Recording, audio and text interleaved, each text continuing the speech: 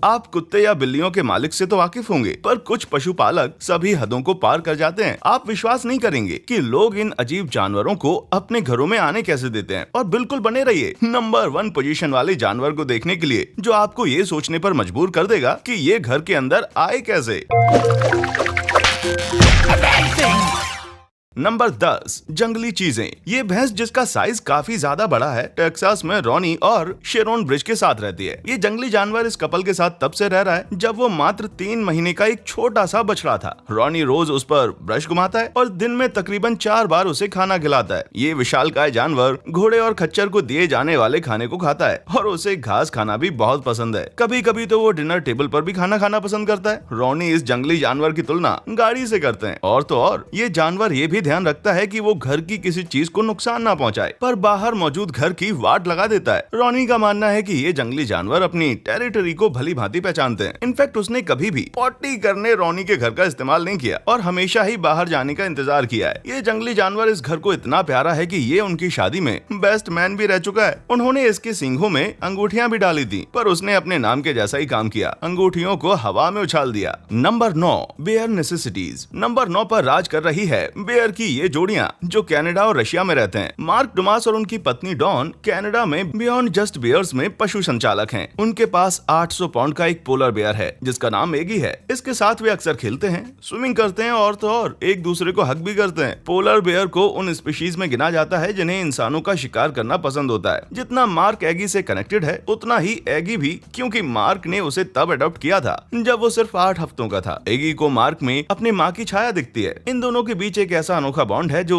सिर्फ ये दोनों ही समझ सकते हैं और एगी को उसे किसी तरह की चोट भी नहीं पहुंचाता। यही नहीं, उसे मूवीज में भी फिल्माया गया है। आप इसे ऑपरेशन आर्टिक में देख सकते हैं। थोड़ी ही दूर रशिया में स्टेफन नाम का एक 23 वर्षीय भालू अपने मालिक स्वेतलाना पेंटेलेंको और उसके पति के साथ रहता है। ये एक अनाथ और बीमार शावक था जब ये पेंटेलेंको को मिला था। स्टेफन का वजन आज 300 पाउंड जितना है और वो 7 फीट लंबा है। स्वेतलाना का कहना है कि उसे उनके साथ सोफे पर टीवी देखते हुए कडल करना पसंद है। उसे सॉकर खेलना, पेड़ों को पानी डालना और पिकनिक पे जाना भी पसंद है। यही नहीं, वो रोज 25 किलो मछलियाँ, वेजिटेबल्स और अंडे खाता है। क्या बात है। नंबर 8 आर्टिस्टिक जानवर। लिस्ट में अगला नंबर है इन फेमस आर्टिस्ट साल्वाडोर डाली के अनोखे पेट्स का। तो बात करते हैं इनके बाबू के बारे में, जो एक ऑसिलट यानी कि जंगली बिल्ली है। डाली को ये ऑसिलट 1960 में कोलंबिया के राज्य प्रमुख से मिला था। अफवाहें तो ऐसी भी हैं कि एक बार वे इसे मैनहट्टन के रेस्टोरेंट में ले गए थे, जहां पर ये टेबल पर भी साथ था। इसके कारण उनके टेबल के बगल में बैठी महिला घबरा गई थी, लेकिन उन्होंने उसे ये कहकर शांत कराया कि ये एक आम बिल्ली है जिसे उन्होंने पेंट किया है। कुछ इसी तरह के सिनेरियो में डाली एक बार फिर से 1969 में पाए गए। एक एंट ईटर को पेरिस मेट्रो स्टेशन के बाहर लाते हुए उनकी तस्वीरें भी ली गईं और अगले साल वो डिक कैविट शो पर एक और एंट ईयर साथ लाए थे। उन्होंने अपने इस एंट ईयर को अपनी को गेस्ट लिलियन गिश की गोदी में डाला, जिसके कारण वो बहुत ज्यादा घबरा गई थी। किसी सामान्य इंसान के लिए ऑसलेट रखना या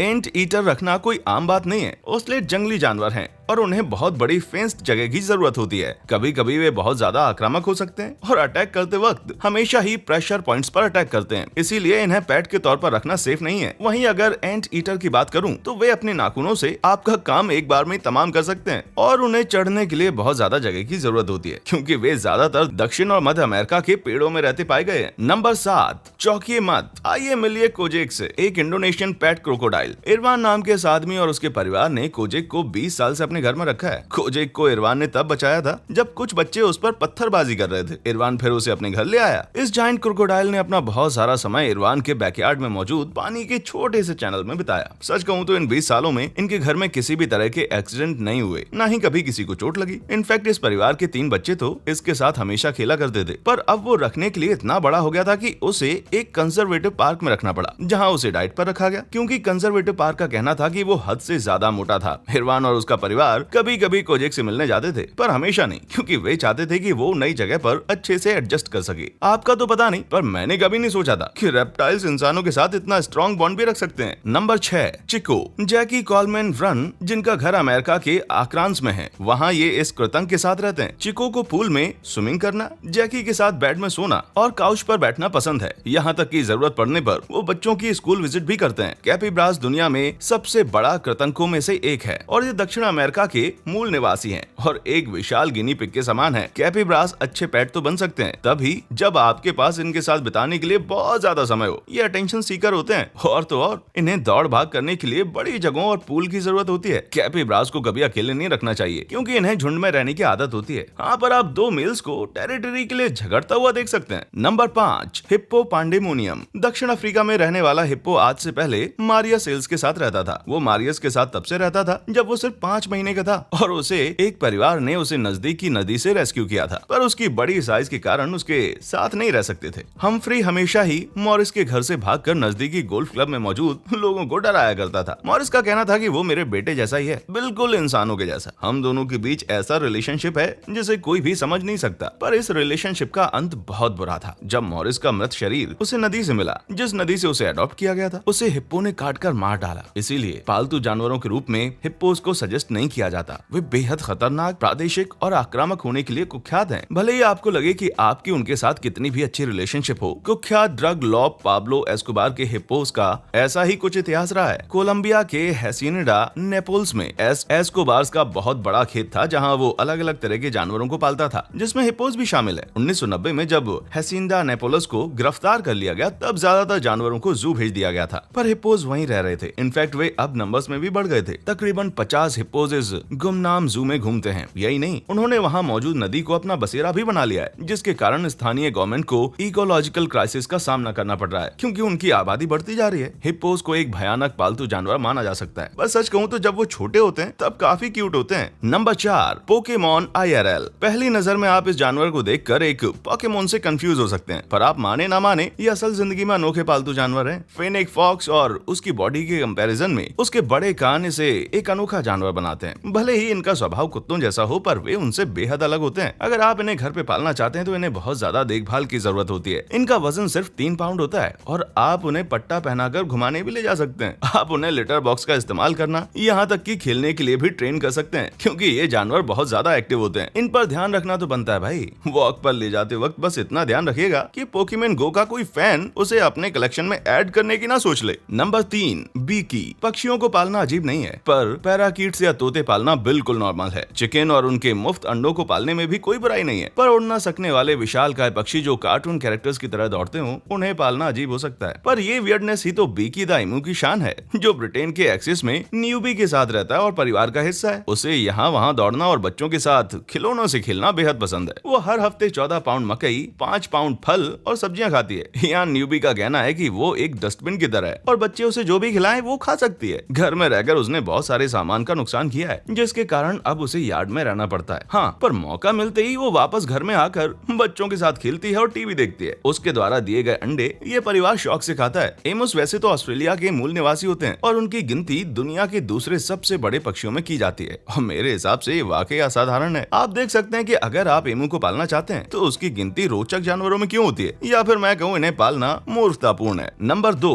किंग जॉ। मैं तुम्हें चुनता हूँ। जैसा कि आपको फेनिक फॉक्स को देखकर लगा था कि वो पोकेमोन है, इस जानवर का नाम सुनकर भी आपको ऐसा ही लग सकता है कि ये अनोखा जानवर भी एक पोकेमोन है, पर स्टेला द किंकाजो एक हकीकत है और एक अनोखा पेट भी। जस्टिन और सामांथा पॉवेल फ्लोरिडा में स्टेला द किंकाजो के साथ रहते हैं। ये रेन फॉरेस्ट में रहने वाला एक ऐसा मैमल है जो सेंट्रल और साउथ अमेरिका का मूल निवासी है। भले ही ये कुछ बंदरों जैसा दिखे, पर हकीकत में ये रैकून से संबंधित होते हैं। स्टेला एक निशाचर जीव है जो दिन में सोते हैं और रात को जागकर इनके पास बहुत सारा समय होता है तबाही मचाने के लिए। इस एनर्जेटिक मैमल की डाइट में ज्यादातर फल शामिल होते हैं, जिनमें से ये केले खाना ज्यादा पसंद करते हैं। किंकाजो के बारे में सबसे ज्यादा अजीब बात उनकी जीभ है और ये साल्वाडोर डाली के एंट ईटर को भी मात दे सकती है। जब तक वे अपनी जीभ मेरी आइसक्रीम से दूर रखें, मुझे इनको पेट के तौर पर रखने में कोई आपत्ति नहीं है। अरे नंबर 1 पर पहुंचने से पहले यहाँ एक और एनिमल है जिसके बारे में मैं आपको बताना भूल गया। ये शुगर ग्लाइडर को हम इस सूची में कैसे भूल सकते हैं, इसे मेंशन करना तो बनता है भाई। पिछले कुछ सालों में शुगर ग्लाइडर एक्सोटिक पेट्स के तौर पर फेमस हुए हैं, इसलिए इनको इस लिस्ट में शामिल करना तो सामान्य सी बात है। इन मैमल्स को मीठे पदार्थ खाना बहुत पसंद है और इनका लचीला शरीर इन्हें एक जगह से दूसरी जगह पर कूदने में मदद करता है, इसीलिए तो इनके नाम में ग्लाइडर पड़ा है, जो उनके ग्लाइडिंग कौशल पर निर्भर है। और ये निशाचर प्राणी इंसानों से आसानी से दोस्ती कर लेते हैं, पर इन पर ध्यान बहुत ज्यादा देना पड़ता है। Number 1, Fanny the friendly giant. ये एक ऐसा जीव है जिसे आपने कभी पेट के तौर पर इमेजिन ही नहीं किया होगा, इसकी साइज के कारण। मिलिए फैनी द जिराफ से।